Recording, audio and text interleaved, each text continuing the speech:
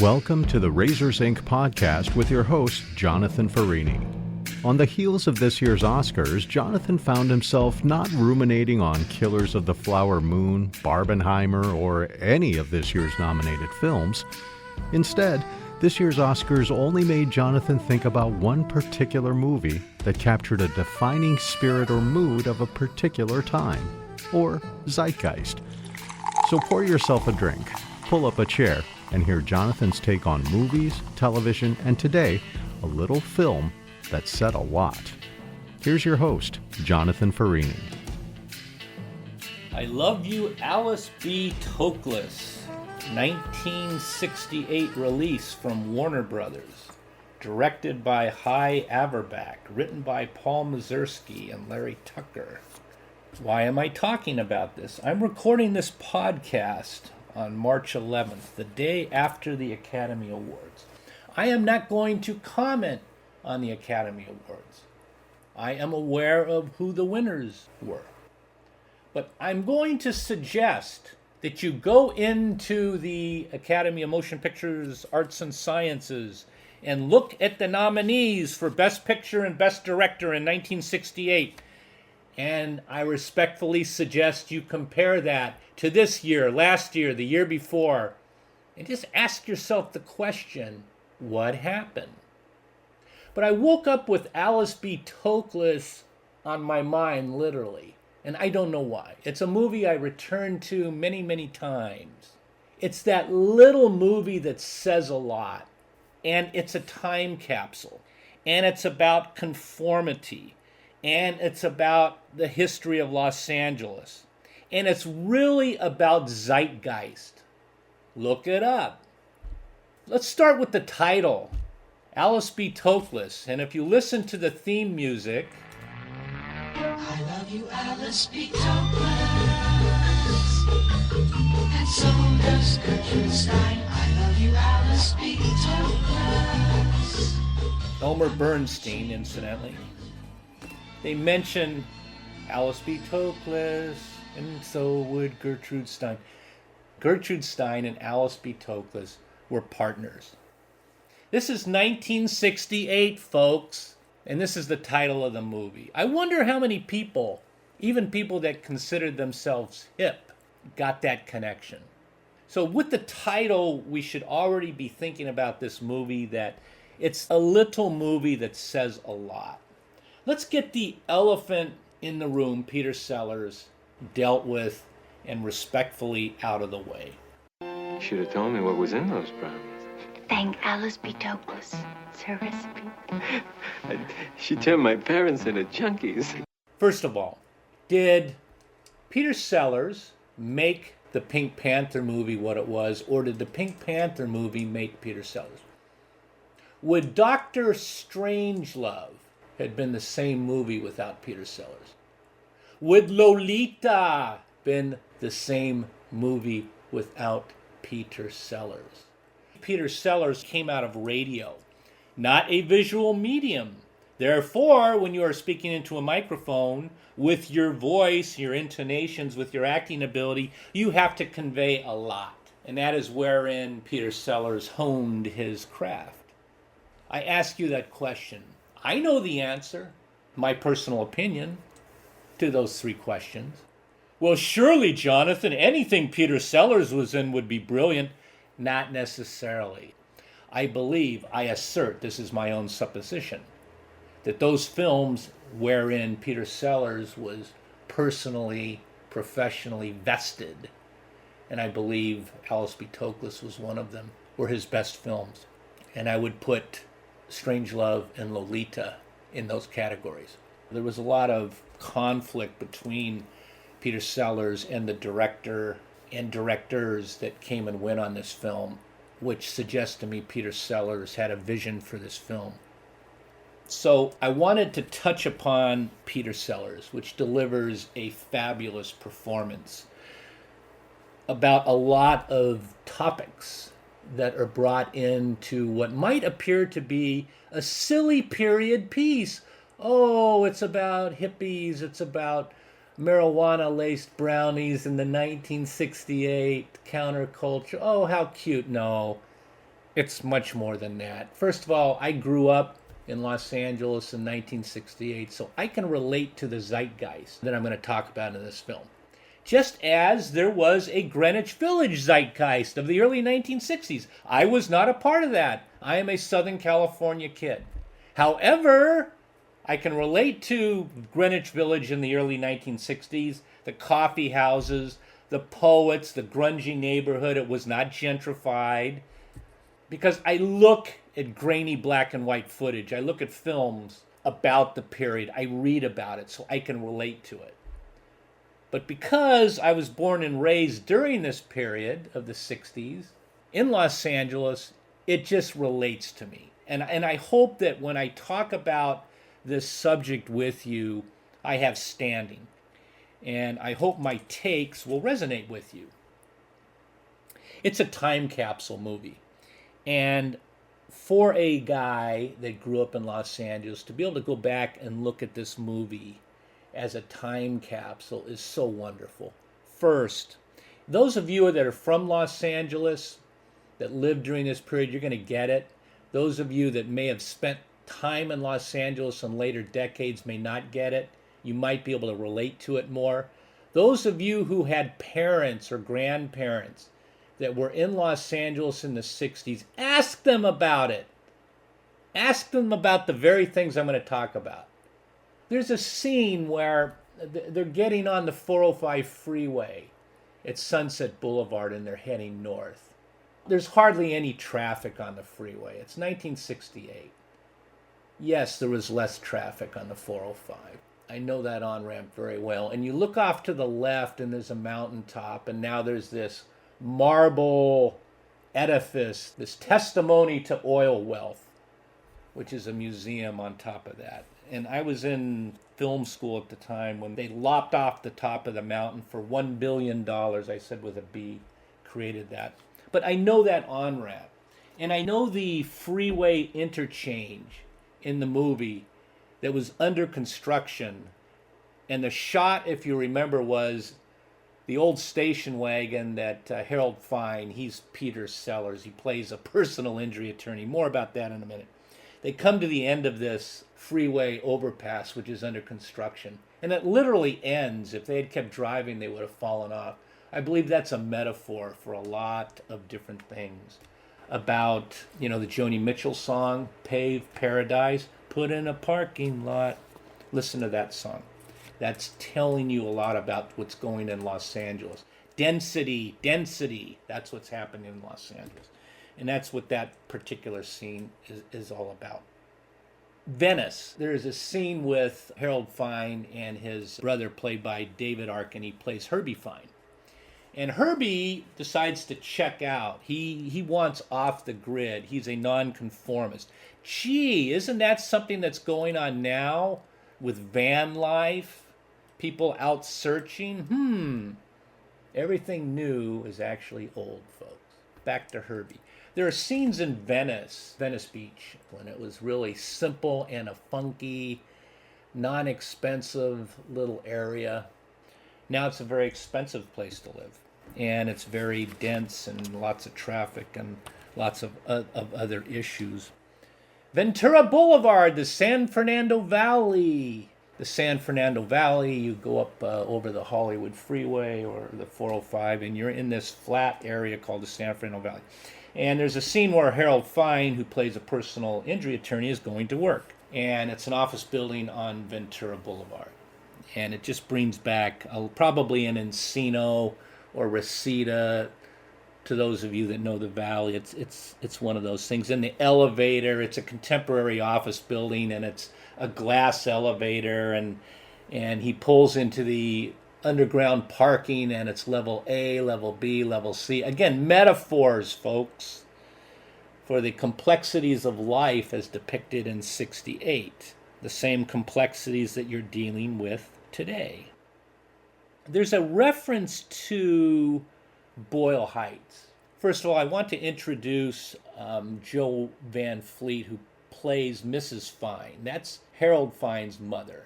And an actor named Salem Ludwig, who plays Mr. Fine. And they're the consummate Jewish parents. And Harold Fine is button down, tie, coat, black rimmed glasses, personal injury attorney. He's got a partner, but he's the personification of middle class success. And he's the pride of his parents, our son the lawyer. And he's going to get married to a nice Jewish girl, so we think. And this is the premise of this film. So we have Harold is conventional. He's locked into this stereotypical grind. And he picks up this beautiful young lady. She's a hippie. I believe picks her up on the street. The actress's name is Lee Taylor Young. Absolutely beautiful and sensitive and wonderful. And she turns Harold's conventional life inside out. Harold's at that point that we've all had. It's a midlife crisis. I had mine at like 40, where I just decided to step out from what I'm doing and do something at the time which was not logical, and I knew it wasn't logical, but I needed to do it. And that's what Harold Fine does here. He gets together with this beautiful, young, free-thinking hippie girl. And there's an interesting scene in the kitchen. I talked about the zeitgeist, where her name is Nancy, the hippie girl. Nancy's in Harold's apartment. She opens up the cabinet. And there's gefilte fish, and everything is well organized. It's a metaphor for Harold's life. But again, it's that zeitgeist. And I believe the filmmakers are gifting you a little glimpse into the zeitgeist. And it's a gift they're sharing with you. And I know you can appreciate it. Just like other cultures have their own zeitgeist. There's a lot of Jewish zeitgeist in this, which is really wonderful. And then she goes to make brownies. And what's really interesting is I remember the box. It was a brown box. It was brownie mix.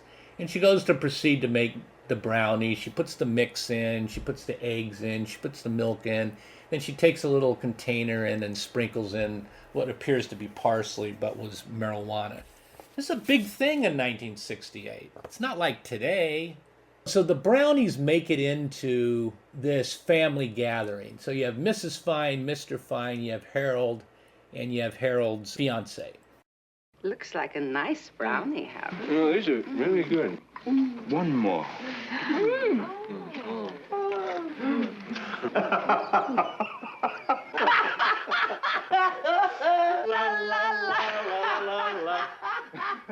And it's this beautiful scene. They're all eating the brownies. And of course, the marijuana starts to take an effect. And there's this wonderful scene where Mr. and Mrs. Fine just loosen up and they start to giggle and laugh and they dance and they sing and they start to talk about their life together, a little glimpse into their romance. And they talk about meeting this person and that person. And there's this cutaway to Peter Sellers, and he's on the floor. He's high too, everybody's high. And he looks up at his parents with this gaze, this loving gaze. I think the director missed an opportunity. I would have said, Peter, drop a tear. Let the tears flow. I see them behind your eyes. It'd be so beautiful to see that. But nonetheless, that moment was captured. And there's this older man, younger woman thing going on between Nancy and Harold, which is very beautiful. It's kind of a mentor thing. And at the time, it was not conventional. It wasn't a big thing, and I think it was looked at as just a cute little romp. But actually, there was a mutual transfer of knowledge and different kind of love between Harold and Nancy, which is really beautiful to see. Because Harold has the paternal feelings for her, but also just the normal run-of-the-mill male attraction. So you'll see this older man, younger woman relationship come up again in 3 movies, and they all involve William Holden. The first one is called Breezy, Breezy, 1973. It's with a lovely actress named Kay Lenz. Just a beautiful relationship. You'll see it again in the movie Network with William Holden. And then I call your attention to a 1960s film also with William Holden.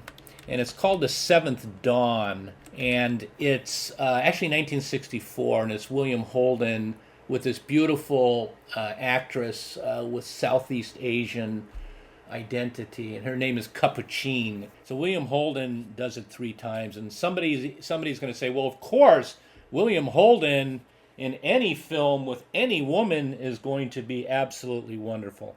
But the fact of the matter is there was a theme there that William Holden was either cast or sought out films where he could play the mentor to a younger woman. And this is just a side take. So there's an older man, younger woman theme running throughout this relationship with Harold Fine and Nancy, which is really, really beautiful. It's a middle-age crisis type of film. But what's really important is I talked about Harold's brother Herbie. Harold, as I've said, is this button-down attorney going through the motions. And Nancy really causes him to reflect upon his life. And Harold just goes hippie. And he trades in the Lincoln Continental, which was the upscale car of professional people at the time and whatnot, for this beat-up old 40s or 50s psychedelic painted station wagon, which is really hilarious. What are you trying to do to me? Kill your mother? No, I'm wearing the traditional burial outfit of the Hopi Indians. It's beautiful. Foley was a Catholic, not an Indian. Where are you going? To the funeral. But you've never met Mr. Foley. But I've never been to a funeral. But more importantly, what Nancy does is she holds up a mirror to Harold's. And Harold's a very introspective man. And he takes a look at it and he says, hey, I'm out of here. I'm not going to buy into this life anymore.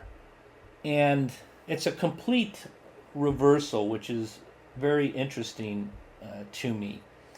And like The Graduate in 67, a year earlier, where one marriage goes kaput, she runs away with Benjamin. Harold runs away with this conventional marriage to his fiancée. And the final scene is somewhere on Ventura Boulevard. And he literally, I think, runs away from the marriage down Ventura Boulevard in tuxedo with a carnation. And somebody asks him, hey, where are you going, man? And Harold says, I don't know. I don't know and I don't care. I don't care. There's got to be something beautiful out there. There's got to be. That's the suggestion of Alice B. Toklas. It was a little movie that said a lot, but ended with a theme. A theme to moviegoers, to media consumers, saying that, listen, it's not too late to take a look at your life and ask yourself, is there more? There's got to be. A year later, there was a television series called Then Came Bronson with Michael Parks. And he's a guy on a motorcycle. He was a successful, I think, a sports writer for a newspaper. And he just splits. He says, enough. I'm heading out on the road, discover America. And he's at a stoplight.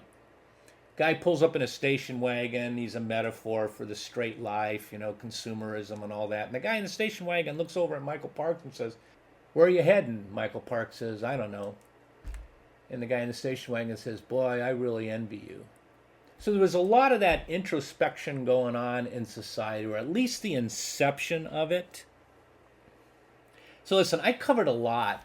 This is what on the surface might appear to be a silly little movie.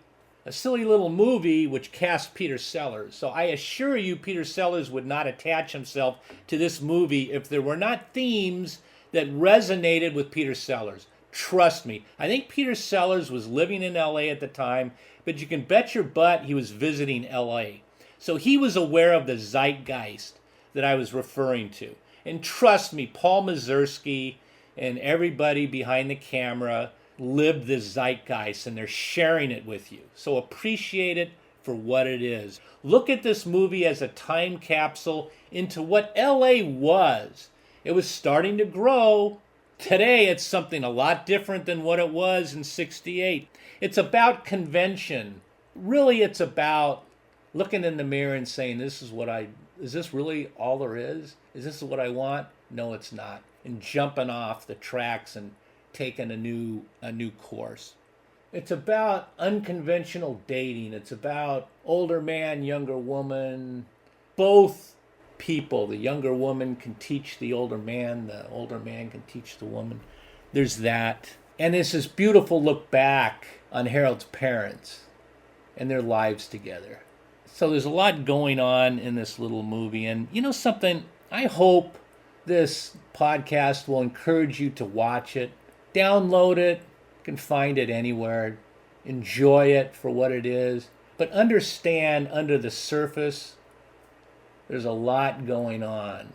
Take a look at 1968's roster of Best Picture nominees, Best Director nominees, and just compare that to Sunday's list and the year before and the year before. And just ask yourself, hey, what's up? There's certainly not a lack of talent out there. There is certainly not a lack of writing and directing ability out there. What there is out there, and I said this in my podcast about the Oscars, is that the methodologies, the chain of command, the studio structures, the studios are not owned by the pioneers of Hollywood that would take a chance. This is what happened in 1968. It could have been Jack Warner himself that green-lighted this. It was one person, it was their studio, they owned the show, they would take a chance. There was a guy named Freddie Fields, he was a big shot agent, who was really the impetus behind this film getting made. But my point is, it was not green lighting by risk mitigation and by committee like it is today. You know, all the studios are owned by conglomerates, not owned by entrepreneurs who founded the studios anymore. And as I said in another podcast, in 68, the studios had realized that they now had a new audience they had to cater to.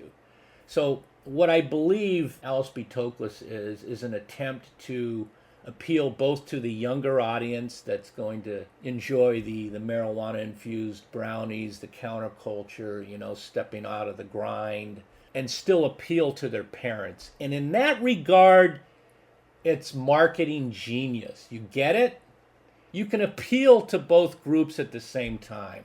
Lastly, what I want to do is I want to talk about the lyrics. The lyrics of Alice B. Toklas, the song is sung by a group called Harper's Bazaar, and the lyrics were actually written by Elmer Bernstein, Larry Tucker, and Paul Mazursky. Larry Tucker and Paul Mazursky were the screenwriters. And it's very clever because they weaved some of the themes I've talked about into this song, which on the surface, like the movie, on the surface, seems like it's a very simple story. But, you know, there's going to be references in the lyrics to cannabis and even Che Guevara, so check out the lyrics and enjoy them. And with that being said, leave behind a soft footprint. Class is dismissed. And while the host and producer of this broadcast do not encourage you to consume such brownies before watching the movie, it probably won't hurt. You've been listening to the Razors Inc. podcast with Jonathan Farini. Be sure to check out Jonathan's collection of fiction at the Jonathan B. Farini Story Collection at jonathanfarini.com. There you'll find everything from drama to romance, something for every reader. That's jonathanfarini.com, Farini with 2 R's, 1 N. Or drop an email to razorsincpodcast@gmail.com.